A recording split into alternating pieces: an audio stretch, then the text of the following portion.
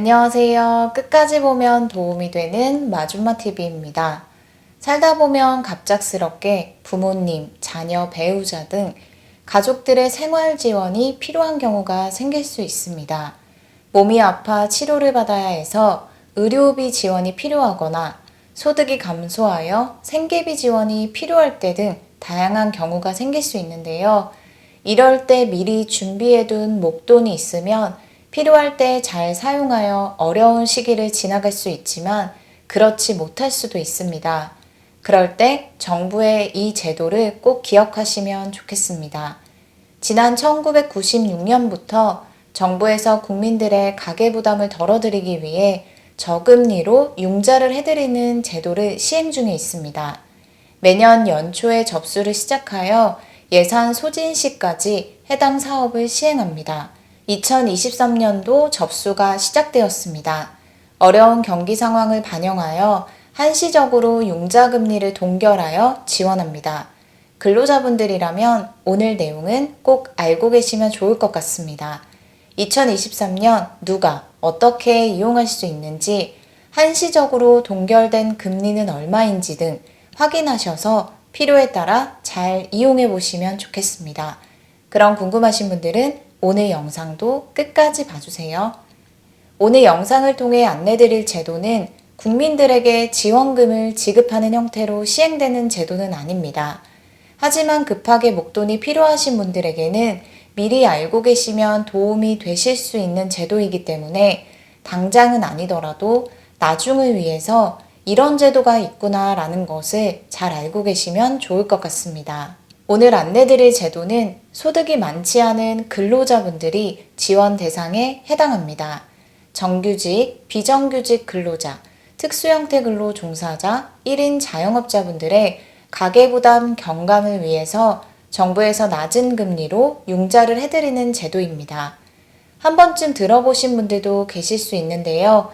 근로자분들을 위한 저금리 융자 제도인 근로복지공단의 생활안정자금 융자 사업입니다. 받을 수 있는 융자 종류가 다양하고 융자 종류별로 한도액도 각각 다릅니다. 누가 어떤 융자를 얼마까지 받을 수 있는지, 한시적으로 동결된 금리는 얼마인지, 신청은 어떻게 하는지 등 생활안정자금 제도 관련 주요 내용들을 하나씩 설명드리겠습니다. 먼저 신청 대상입니다. 해당 제도를 이용하실 수 있는 분들의 재직 및 소득 요건은 다음과 같습니다. 정규직 근로자, 특수형태 근로 종사자는 신청일 현재 소속 사업장에 3개월 이상 근로 중이어야 하며 월 평균 소득이 2023년 기준 296만 원 이하여야 합니다. 비정규직 근로자는 정규직 근로자와 마찬가지로 신청일 현재 소속 사업장에 3개월 이상 근로해야 하지만 소득 요건을 적용하지 않습니다. 일용 근로자는 신청일 이전 90일 이내에 고용보험 근로내용 확인 신고서에 따른 근로일수가 45일 이상인 경우로 하고, 건설기계 종사자 등 일일 단위로 노무를 제공하는 특수형태 근로 종사자는 신청일 이전 90일 이내에 이직 신고 내역상 작업일수가 45일 이상이어야 합니다. 1인 자영업자는 산재보험 특례에 3개월 이상 가입해야 하며 융자 신청일이 속한 달의 직전 달 말일에 고용된 근로자가 없어야 하고 월평균 소득이 296만 원 이하여야 합니다. 이처럼 정규직, 비정규직, 특수형태 근로 종사자, 1인 자영업자분들이 소득과 재직 요건을 충족하면 신청해서 이용할 수 있는 제도입니다. 생활안정자금은 총 8개의 융자 종류가 있습니다. 융자 종류별로 받을 수 있는 한도액이 다릅니다. 어떤 종류가 있고 한도액은 각각 어떻게 되는지 이어서 설명드리겠습니다. 첫 번째는 부모 요양비입니다. 1,000만 원 범위 내에서 부모 또는 조부모 1인당 연 500만 원 한도에서 융자 이용 가능합니다. 근로자가 부양하는 본인 및 배우자의 부모 또는 조부모가 노인성 질환으로 진단되어 향후 요양에 드는 비용으로 신청일 현재 보수 또는 소득 없이 근로자로 인해 생계를 유지하는 사람으로 건강보험 피부양자로 등록되어 있거나 주거를 같이 하는 등 사실상 부양하고 있는 경우여야 합니다. 두 번째는 의료비입니다. 융자 한도는 1,000만 원이며 한도 내에서 실비용 50만 원 이상 융자 신청 가능합니다. 근로자 본인 또는 피부양자인 가족의 치료비, 산후조리 및 요양시설 이용에 드는 비용입니다. 단 의료기관 및 보건소 등에서 발행한 처방전에 의하지 않은 약제비와 라식, 임플란트, 교정, 여드름 치료 등 단순 미용 목적의 의료비는 융자 불가합니다. 세 번째는 자녀 학자금입니다. 1,000만 원 범위 내에서 자녀 1인당 연 500만 원 융자 가능합니다. 근로자의 고등학교 재학 자녀의 수업료 등 교육에 드는 비용으로 초중등 교육법에 따른 고등학교 및 고등기술학교와 고등학교 교육과정을 운영하는 특수학교, 대안학교가 포함됩니다. 네 번째는 자녀 혼례비로 1,250만 원 범위 내에서 융자 가능합니다.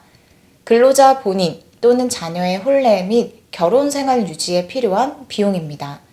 다섯 번째는 장례비로 융자 한도액은 1,000만 원 범위 내입니다. 근로자 본인, 배우자, 근로자가 부양하는 본인 및 배우자의 부모 또는 조부모의 사망으로 장례에 드는 모든 비용입니다.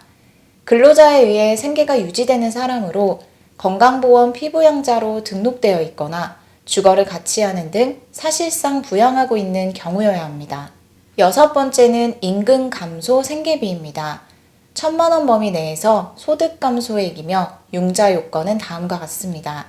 소속 또는 노무 제공 사업장의 경영상 이유에 의한 조치, 근로시간 단축, 휴업, 휴직 등으로 소득이 감소하여 이에 따른 생활 유지에 드는 비용, 융자 신청일 이전 6개월 전부터 3개월 전까지의 월평균 소득에 비하여 융자 신청일 이전 3개월간의 월평균 소득이 30% 이상 감소하였을 것, 융자 신청일 이전 3개월간의 월평균 소득이 중위소득의 3분의 2에 해당하는 금액의 70% 이하일 것, 융자 신청일 이전 3개월의 기간이 소액생계비의 융자 대상월과 중복되지 않아야 합니다.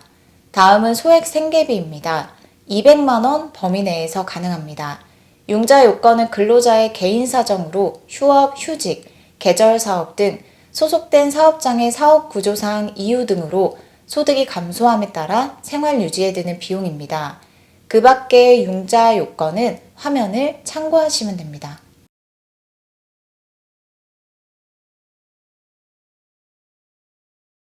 마지막은 자녀 양육비입니다.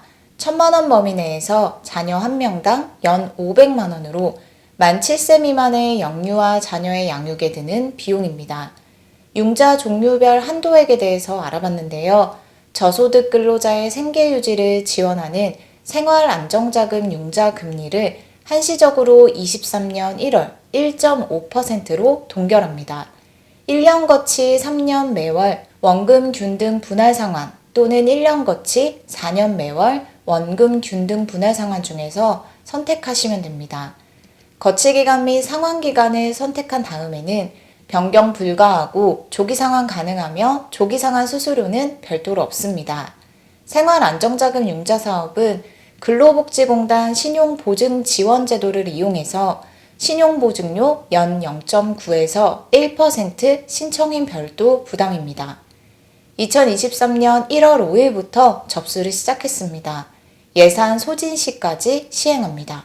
신청 방법은 온라인 근로복지넷 홈페이지에서 신청하시거나 사업장 관할 각 지역본부 및 지사에 방문해서 신청하시면 됩니다. 추가적인 궁금한 사항은 근로복지공단 대표전화 또는 근로복지넷 홈페이지를 통해서 확인하시면 됩니다. 오늘은 생활안정자금 융자제도에 대해서 살펴봤습니다.